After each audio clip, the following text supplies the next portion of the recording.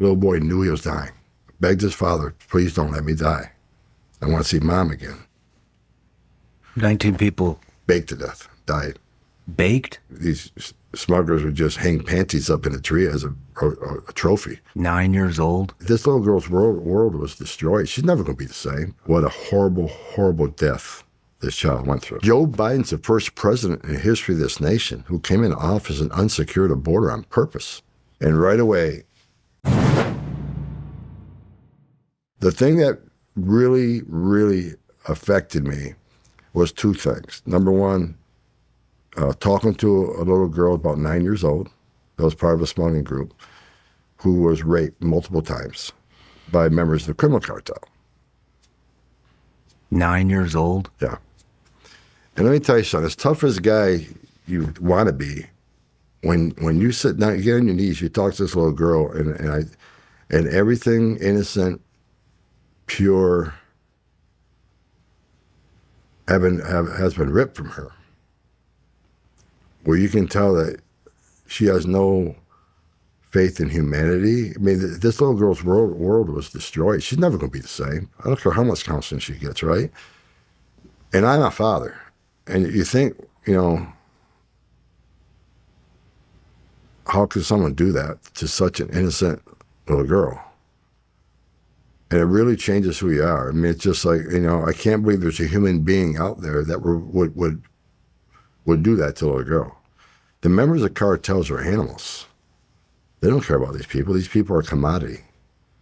And there's been several instances where, women and children that I've been involved with through investigations were sexually assaulted by the cartels as, demanded as part of crossing them, or either cross the desert or over the river, or just take it, just rape them for the hell of it. I mean, I've seen rape trees, where these smugglers would just hang panties up in a tree as a trophy. And the 9-year-old girl shook me, because then you realize just how inhumane these people are. The thing that probably shaped me the most was back in, I think it's 2003. I was in Dallas, Texas, giving a speech to the International Association of Chiefs of Police. We just became ICE less than a year earlier. They took customs and immigration, made ICE. So I was there to explain this new agency and how we can work together and collaborate. I remember getting an emergency phone call from Washington, D.C. John Morton, who was the director at the time, but was actually his deputy, was adultery, called me and says, hey, you're in Dallas. You need to get down to Victoria, Texas right away. There's a tragedy down there, and we want you to go down there and take over the investigation. Because they knew, at the time I was assigned to headquarters, they knew I spent most of my career, as I said, in alien smuggling and trafficking cases. So they flew me down there in an Air Marine plane, and I landed down at the crime scene. When I got there, the sheriff, and I think it was a Texas Ranger, walking through the crime scene. Okay, I said, okay, it's yours. So I remember walking up to there's a tractor trailer, and there's 19 people baked to death in back of that tractor trailer. 19 people baked to death, died. Baked? Baked.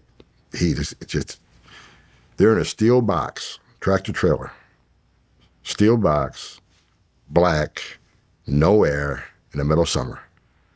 And so I get up to the crime scene, and I walk up to the crime scene right away. There's just the trailers there. The truck's gone. He unhooked it, and he left, the driver. So I walk up to the crime scene, and all I have is a suit. I'm wearing a suit because I was giving a speech. I left. I didn't get back to the hotel and get my stuff. I went straight to the scene. So I get there, and I walk up to this tractor trailer.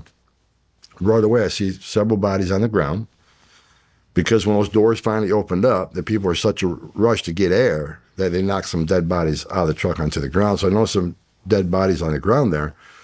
Then I got to the back of the tractor trailer, and I looked in the back of the tractor trailer. I just see dead people.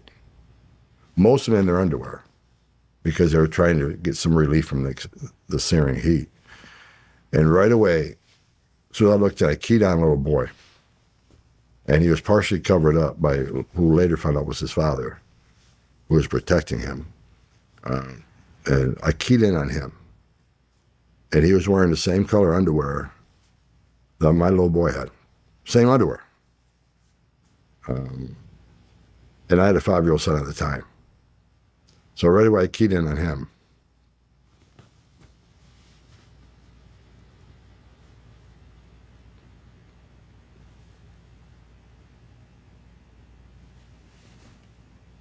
So we had, so I took over the investigation.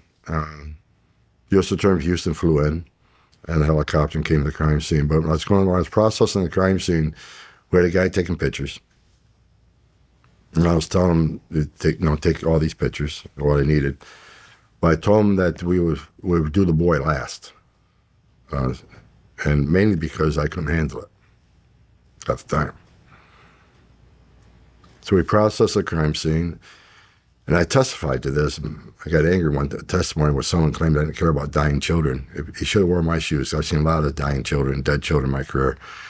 So when we got to the child, I knelt down beside him. I put my hand on him, and I said a prayer, because I knew, based on the years I've done alien smuggling investigations, what a horrible, horrible death this child went through. He baked to death. And after crime scene photos, of course, the investigation, where I'm there on the ground, they had to fly clothes in. Again, I came up with clothes on my back. But through the investigation, we found out the little boy was the first one to die.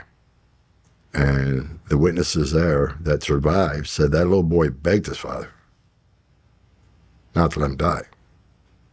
The little boy knew he was dying. Begged his father, please don't let me die. I want to see mom again. I want to see my mommy. And when you hear the testimony from the surviving witnesses, it just tore you up. How this child, no 5-year-old should have to beg for his life. No 5-year-old should be baking to death in a black box that got up to 175 degrees, they said. And he was the first one to die, and his father died on top of him, because some of the witnesses were saying that some of the members of the group back there talked about tearing the boy apart and putting him out through there's brake lights. They busted out, trying to get some air. And there's some talk about maybe we put parts of the boy out there to draw attention to our problem. That never got fully vetted, because some witnesses said it didn't happen. But his father did die on top of his child, and it just hovering him. And you think about, I just don't think about rip this boy apart. That was body part. Testimony from a couple of them people. Now, a couple people said that wasn't true, but there's a reason. The father was over the top of him, like this. We asked why. Anyway, Jal was the first one to die. Then so many people were starting to die, and there's so many people in the back of the tractor trailer, they were dying standing up and trying to find a place to fall. And like I said, when we got the crime scene, most of them in underwear, trying to get some relief from the heat. So through that investigation, the first couple of weeks, I'm listening to this testimony, and I just don't think about, okay, that child died. I'm thinking about how he died, what his last 2 hours was like, what was his last hour like. His father couldn't help him. His father put him in that position, begging his father to help him. His father can't. They're in a steel box, locked in a steel box. No air in there. The air compressor was turned off. And the information was it was turned off because he wanted to draw attention to the truck. Because if the truck's empty, going through a checkpoint, if the air conditioning on, that means you got something back there. So there's a lot of testimony from a lot of different witnesses saying a lot of different things. But the way that child died, and I didn't sleep for a week down there. I'm a pretty tough guy, but that affected me. Because I had a 5-year-old son at the time, and you started thinking about, why is my son lucky and that child wasn't? Why is my son born in the greatest nation on earth and this child wasn't? And so, and I've been honest about that. After we put all 14 of those people in jail, anybody involved, they're in prison. And we shut that investigation down pretty quick, put a lot of people in prison. And after the investigation was done, I had to go get help, because I couldn't sleep. Just the image of this little boy, how he suffered. And I had a son the same age. That affected me more than anything. Because I realized That didn't have to happen. If we had a secure border, that little child wouldn't have died. And that's why for the last 4 years, that's one of the reasons I wake up every pissed off. 'Cause I knew when they open this border up, more kids are going to die. More women and children will get sexually assaulted. More Americans are going to die from fentanyl and other drugs coming across that border. Sex trafficking is going to increase tenfold. So I woke up every day for 4 years on Biden, pissed off, and I actually did. I woke up just mad that Joe Biden's the first president in the history of this nation who came into office and unsecured a border on purpose. There wasn't mismanagement. There wasn't incompetence. He knew exactly what he was doing.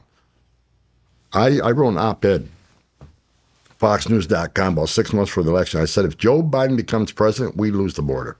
No matter where you're watching Sean Ryan Show from, if you get anything out of this, please like, comment, subscribe, and most importantly, share this everywhere you possibly can. And if you're feeling extra generous, please leave us a review on Apple and Spotify podcasts.